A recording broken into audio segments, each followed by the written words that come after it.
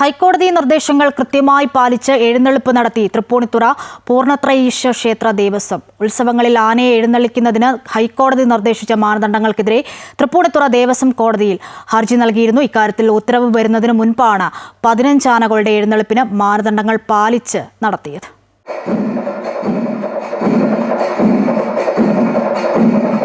ഉത്സവങ്ങളിൽ ആനകളെ എഴുന്നള്ളിക്കുന്നതിന് കർശനമായ മാനദണ്ഡങ്ങളും നിർദ്ദേശങ്ങളുമാണ് ഹൈക്കോടതി പുറപ്പെടുവിച്ചത്. ഇതിനെതിരെയാണ് തൃപ്പൂണിത്തുറ പൂർണ്ണത്രയീശ ക്ഷേത്രം ദേവസ്വം കോടതിയിൽ ഹർജി നൽകിയത്. എന്നാൽ നിർദ്ദേശങ്ങളും മാനദണ്ഡങ്ങളും മാറ്റാനാകില്ലെന്ന് ഹർജി പരിഗണിക്കുമ്പോൾ തന്നെ കോടതി വ്യക്തമാക്കിയിരുന്നു. 15 ആനകളെ എഴുന്നള്ളിപ്പിക്കുന്നതിനെയും കോടതി ചോദ്യം ചെയ്തു. എന്നാൽ ആചാരങ്ങളുടെ ഭാഗമായുള്ള 15 ആനകളെയും ഒന്നിച്ച് അണിനിരത്തിയാണ് ക്ഷേത്രത്തിൽ രാവിലെ എഴുന്നള്ളിപ്പ് നടന്നത്. കോടതിയുടെ എല്ലാ നിർദ്ദേശങ്ങളും പാലിച്ചാണ് ഉത്സവത്തിന് എഴുന്നള്ളിപ്പ് ആരംഭിച്ചതെന്ന് ക്ഷേത്ര ദേവസ്വം ബോർഡ് ഓഫീസർ അറിയിച്ചു.